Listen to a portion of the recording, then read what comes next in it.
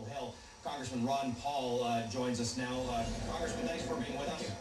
Thank you. We have been talking extensively this week at CNN.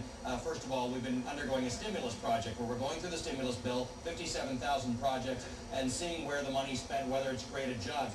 You haven't liked this stimulus bill from the beginning, from the first day it was even talked about. Let's look at it a year later. What, in your opinion, has it done to the economy?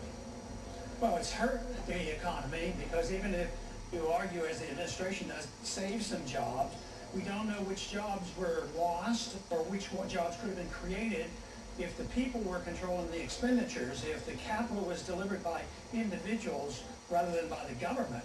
So we could have had a lot of jobs created, but we don't know that. For the government to take a lot of money out of the economy and try to stimulate an economy where it doesn't want stimulated, it's not a surprise that we're not having growth. So I think they're in a failed policy, and how long are they going to keep interest rates at 0% before they think, well, maybe we're on the wrong track. Maybe it's not working. What's the right track, Congressman? What would you do? Because right now the White House is looking at perhaps a shift in direction, or at least communicating one. What's the right track for them?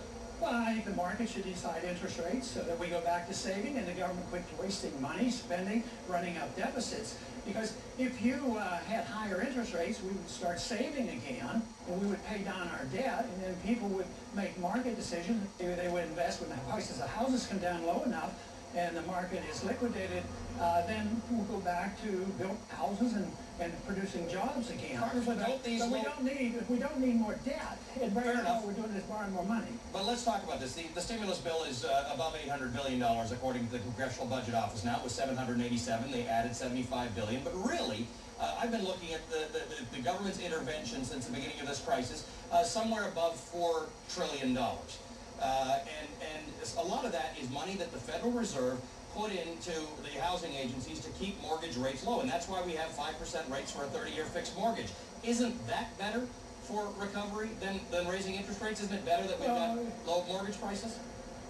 It delays the recovery because the liquidation of the bad debt isn't liquidated, it's propped up. The people end up buying these securities and these derivatives of securities, and they're propping up a very bad system. So you want the prices of houses to come down faster and more dramatically. They should have done this a year ago, and now people are starting to buy these houses when they're so desperately cheap. And that's what you want. But we do everything in Washington to prevent the correction. But when something is sick, you want to correct it. But governments can't do that because it doesn't appeal to the politicians not to do anything. They have to do something, so they try to have a correction, but to prevent the correction, we want the market to correct. And the sooner the government gets out of the business of allocating credit and creating credit and money out of thin air, capital has to come from hard work and savings. The rest of this is nonsense. It has nothing to do with capital. What do you want to hear from the president tonight, if you wanted him to go a little further in your direction? What would you want to hear from him? Well, next year we would not just pretend we're freezing something a year from now, and we know that's not going to happen. But the country's not quite ready for free markets, and so it's not likely to happen. But what should be said is we're cutting back on spending.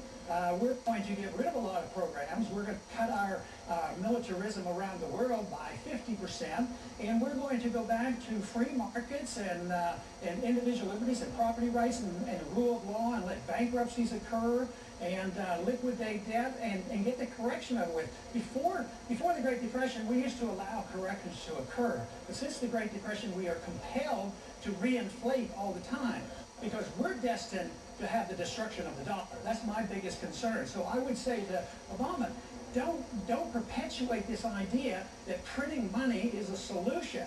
And then I'll say, oh yeah, you're right, Ron, you're right about that, but we'll do that later on. But right now, there's a crisis. But the crisis was brought on by too much spending, too much borrowing, and too much printing, and too low of interest rate. That's exactly what we're doing. You can't solve the problem by doing exactly the same thing. So I don't see the recovery coming very soon. Congressman Paul, good to talk to you. Thank you very much for joining us today. Thank you, Alan. Congressman Ron Paul joining us from Capitol Hill.